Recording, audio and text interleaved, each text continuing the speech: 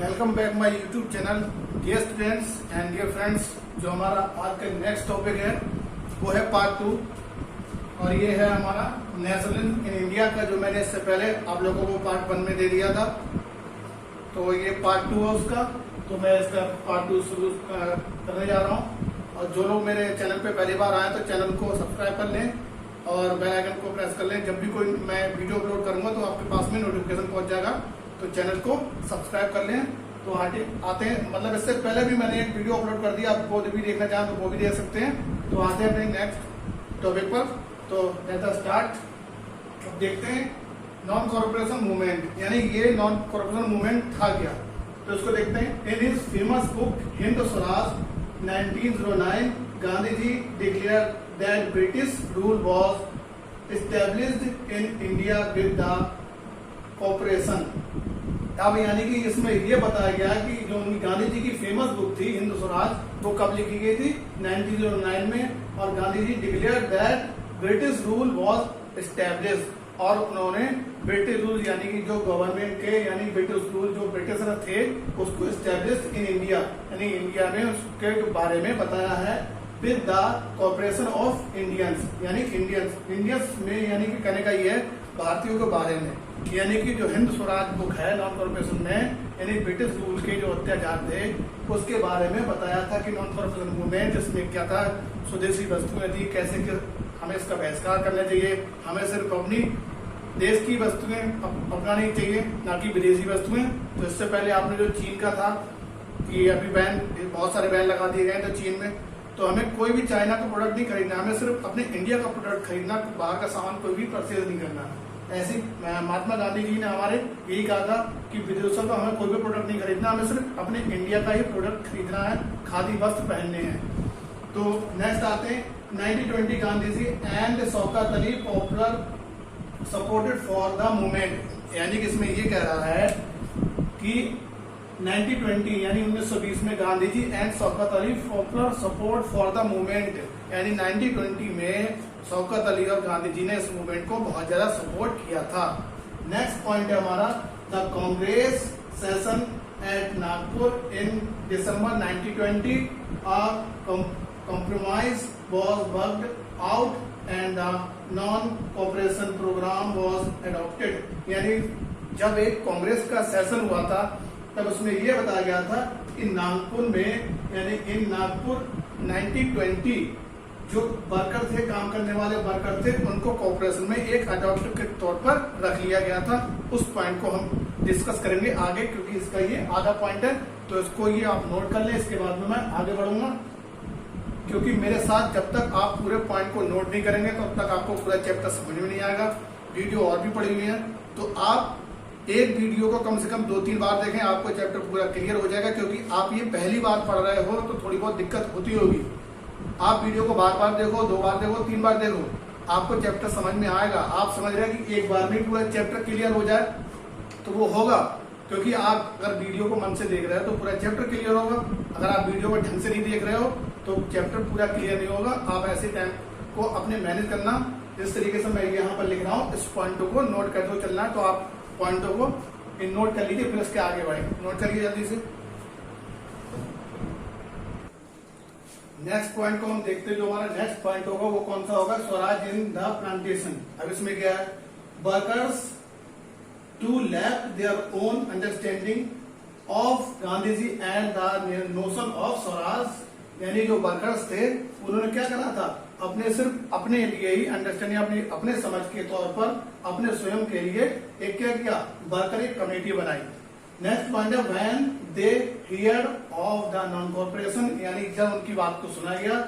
इस मूवमेंट में 1000 पीपल, यानी कि 1000 100, यानी कि इसको जो लिखा 1000 नहीं, सॉरी 1000, यानी कि 1000 people workers left the plantation and headed home, यानी कि जो 1000 लोग थे वो क्या थे, वो चले गए कहाँ, 1000 अपने घर चले गए कहाँ, प्लांटेशन छोड़कर। यानी कि जो 1000 लोग थे, यानी व्हेन दे हियर, उनको सुना, जब उन्होंने ये सुना कि उनके वर्कर तो काम छोड़कर जा रहे हैं कहाँ, स्वराज इन द प्लांटेशन में। तो उन्होंने सोचा कि हम भी चले जाएं, तो व्हेन दे हियर, जब उन्होंने सुना द नॉन कॉर्पोरेशन मूवमेंट, जब नॉन कॉर्पोरेशन मूवमेंट हुआ, thousands people workers left the plantation and the headed home, और अपने घर को छोड़कर चले गए। तो आपको इसको ध्यान रखना है। अब नेक्स्ट आते हैं, दे बिलीव्ड दैट गांधी राज, अब वो विश्वास किसमें करते थे? गांधी राज में विश्वास करते थे। And everyone would be given land in their own villages, और वो गांधी राज में विश्वास करते थे, वो सोचते थे जो उन्हें भूमि दी जाएगी वो स्वयं की दी जाएगी, यानी इसलिए वो अपने गांव लौट गए और उन्हें विश्वास था कि गांधी जी यानी उन्हें वो उनकी प्रॉपर्टी दिलवाएंगे। कौन से? नॉन कॉर्पोरेशन मूवमेंट में। तो इस पॉइंट को आप नोट कर लीजिए। उसमें आपको ध्यान रखना है कि कितने लोग गए थे, तो 1000 लोग गए थे। तो इसके पॉइंट को नोट कर लीजिए। इसके बाद में आप नेक्स्ट पढ़ेंगे, इस पॉइंट को नोट करिए। जब तक आप नोट नहीं करेंगे तब तक आपको समझ में नहीं आएगा। नोट करना है आपको, इसके बाद में पढ़ेंगे आगे। तो नोट करिए जल्दी से। नेक्स्ट देखते हैं हमारा चौरी चौरा इसमें दे रखा है। तो चौरी चौरा में क्या इसमें देखते हैं, तो चौरी चौरा एट चौरी चौरा इन गोरखपुर आ पीसफुल डेमोन्स्ट्रेशन इन अ बाजार turn into a violent class with a police, यानी कि जो पुलिस वहां यानी गोरखपुर में पुलिस जो थाना था उसमें क्या लगा दी, लोगों भीड़ ने एक आग लगा दी। Hearing of Gandhi ji incident, Gandhi ji called a halt to the non cooperation movement, और ये दुर्घटना सुनकर यानी कि उसमें जो पुलिस सैनिक थे उसमें भी उनकी मृत्यु हो गई। यानी कि कह सकते हैं जो गोरखपुर में पुलिस थाना था, यानी कि ये नाम दे रखा है उसका पीसफुल शांति के लिए, तो गोरखपुर पीसफुल डेमोन्स्ट्रेशन इन अ बाजार टर्न, यानी कि थाने में क्या लगा दी, आग लगा दी, और इस दुखद उसमें कई पुलिस वाले भी मारे गए। तो इस दुर्घटना को सुनकर गांधी जी ने क्या कर दिया, नॉन कॉर्पोरेशन मूवमेंट को रोक दिया, यानी स्थगित कर दिया। उन्होंने नॉन कॉर्पोरेशन मूवमेंट को नहीं चलाया। और ये चौरी चौरा कांड इसको बोलते हैं, चौरी चौरा इंसिडेंट या कांड बोलते हैं। ये है हमारा 1922 को, आपको उसकी डेट ध्यान रखनी है, बहुत पूछा जाता है ये कि इसकी डेट कब है, 1922 यानी कि 1922 को चौरी चौरा कांड हुआ था, यानी चौरी चौरा इंसिडेंट हुआ था कब, 1922 को। तो आपको उसको ध्यान रखना है, भूलना नहीं है बिल्कुल। इस साल भी ये आया था, तो हर साल की तरह ये बहुत ज्यादा पूछे जाने वाला क्वेश्चन है। तो आप उसको पॉइंट को नोट करें, फिर मैं आगे आऊंगा इसमें अपने नेक्स्ट पॉइंट पर। इन पॉइंटों को नोट कर लीजिए। नेक्स्ट पॉइंट को देखते हैं सिविल डिसोबीडियंस में। ये सिविल डिसोबीडियंस है क्या, ऐसे आंदोलन को देखते हैं सिविल डिसोबीडियंस। तो इसको देखते हैं हम। तो इन फरवरी 1922, इसको आपको ध्यान रखना है कि सिविल डिसोबीडियंस कब हुआ था, 1922 को। और हमारा जो चौरी चौरा इंसिडेंट था वो भी हमारा हुआ था 1922 को। तो Gandhi ji decided to without the non cooperation movement. अब इसमें नॉन कॉर्पोरेशन मूवमेंट में था क्या क्या, ये देखते हैं। Without the non cooperation movement यानी कि डिसाइडेड क्या था, इससे हटकर, नॉन कॉर्पोरेशन मूवमेंट से हटकर, यानी ये डिसोबीडियंस, सिविल डिसोबीडियंस और नॉन कॉर्पोरेशन मूवमेंट अलग है। तो इसको ये अलग। अब इसमें क्या क्या था, the Congress some leaders were by now tried of mass struggles, यानी जितने भी कांग्रेस के लीडर्स थे उन्होंने क्या करा, एक स्ट्रगल करा। किसके लिए स्ट्रगल करा, किसके लिए संघर्ष करा, and wanted to participate in election, और वो चाहते थे कि एक इलेक्शन हो और इलेक्शन में पार्टिसिपेट भी किया। To the provincial council that had been set up by government India act 1919। जितने भी कांग्रेस के यानी कि जो भी पार्टिसिपेटर थे, कांग्रेस के जो लीडर्स बोल सकते हैं, उन्होंने एक इलेक्शन को पार्टिसिपेट किया और उन्होंने सोचा कि एक इंडिया में एक्ट बनाया जाए, और वो बनाया गया इंडिया में 1919। तो यानी 1919 में एक एक्ट काउंसिल, मतलब कह सकते हैं काउंसिल कमेटी बनाई और वो एक्ट बनाया 1919, यानी 1919 को। आपको इसको ध्यान रखना है। इसके बाद आगे नेक्स्ट, क्योंकि मैं ज्यादा अगर बोलूंगा तो वीडियो लंबी भी हो जाएगी, आपको देखने में प्रॉब्लम भी होगी। अभी बहुत सारा मटेरियल है, क्योंकि यही चैप्टर काफी टाइम ले लेता है। अगर बाई चांस मैं इसके क्वेश्चन आंसर भी बहुत ज्यादा टाइम लग जाता क्योंकि ये जितने भी हैं ये, क्योंकि इसके बाद में एक वीडियो लगातार वीडियो टाइम लिमिट पाता है, वीडियो बहुत बननी है, तो आप इसको नोट करिए। इसके बाद में एक वीडियो और बनेगी, तो इसको आप नोट कर लीजिए। इसके बाद में बनेंगे नेक्स्ट, अभी इसको नोट करिए आप। नेक्स्ट देखते हैं साइमन कमीशन। ये साइमन कमीशन क्या है, इसको देख लेते हैं। तो when the Simon commission arrived in India in 1928, और ये जो कमीशन बनाया था ये सर जॉर्ज साइमन ने बनाया था, इसको आपको ध्यान रखना है। ये इंडिया में आया था, अराइव्ड पहुंचा 1928 को, मगर ये बना कब था, 1927 को, 1927 को ये बना था।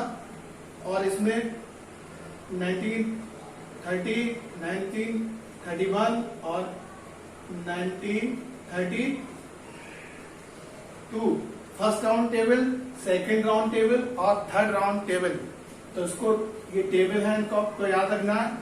130, 131 यानी कि 1930, 1931, 1932, आप उसको ध्यान रखना है। First round table, second round table और थर्ड राउंड टेबल। तो ये इसको बोलते हैं हम हिंदी में गोलमेज सम्मेलन। तो इनको आपको ध्यान रखना है। साइमन कमीशन कब आया, अब इसको मैं हटा देता हूं। तो साइमन कमीशन इंडिया में 1928 को आया, और it was greeted with the slogan go back. जो उसका स्लोगन था वो क्या था, साइमन कमीशन गो बैक, यानी कि ये इसका स्लोगन है। नेक्स्ट देखते हैं, all parties including the Congress and the Muslim league. जो उसकी पार्टी में इंक्लूड थी, यानी साइमन कमीशन की जो पार्टी में इंक्लूड थी वो कौन थी, वो थी मुस्लिम लीग और कांग्रेस की। जो इसमें सभी पार्टियां इंक्लूड थी साइमन कमीशन में, वो थी मुस्लिम लीग और कांग्रेस की। इसीलिए इस पार्टी का विरोध हुआ साइमन कमीशन का। और ये सर जॉर्ज साइमन का एक घोषणा पत्र से बोल सकते हैं, तो ये था। और इसको बोल सकते हैं, और ये बना कब था, अक्टूबर 1929 में, 1920। इसको आप नोट कर लीजिए, फिर आगे बढ़े। नेक्स्ट आते हैं हम the salt march. Salt march में देखेंगे क्या हुआ था।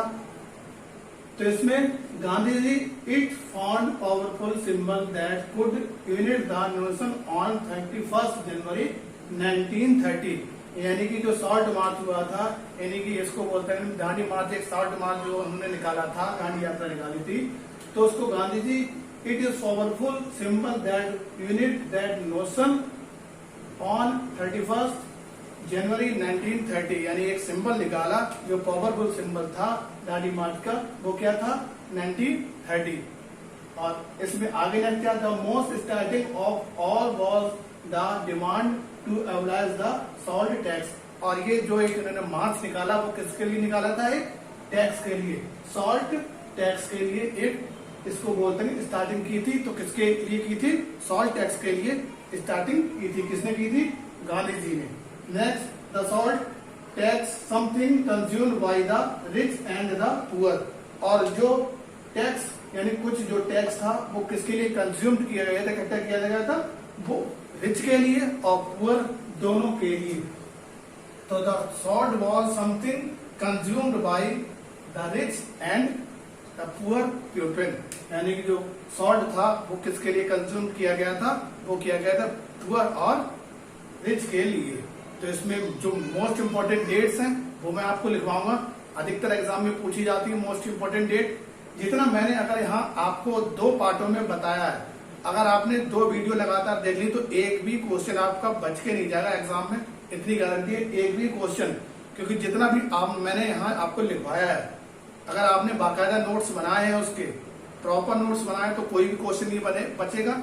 यहाँ जो व्हाइट बोर्ड पे मैं लिखवा रहा हूँ, कोई भी ऐसा क्वेश्चन कम से कम आपके 8 पेज भर चुके होंगे, कम से कम मैं बता रहा हूँ। अगर आपने लिखा है तो 8 पेज भर चुके होंगे। और इम्पोर्टेंट डेट अभी मैं लिखवा रहा हूँ, कोई भी इसकी डेट नहीं बचेगी, बाकी तो प्रिपरेशन हमारी चलती रहेगी। तो प्रॉपर आपको नोट्स बनाना है और चैनल को जरूर सब्सक्राइब करना और शेयर भी करना, लाइक भी करना है। फिर आते हैं, अब मैं लिखवाऊंगा आपको इम्पोर्टेंट डेट्स, तो आप इनको नोट कर लीजिए, फिर मैं लिखवाऊंगा इम्पोर्टेंट डेट्स, इन्हें आप नोट करिए जल्दी से। नेक्स्ट देखते हैं जो हमारी इम्पोर्टेंट डेट्स हैं, तो आप इनको लिख लीजिए, इम्पोर्टेंट डेट्स। तो आईएमपी डेट्स लिख लीजिए, चाहे इम्पोर्टेंट डेट्स लिख लीजिए।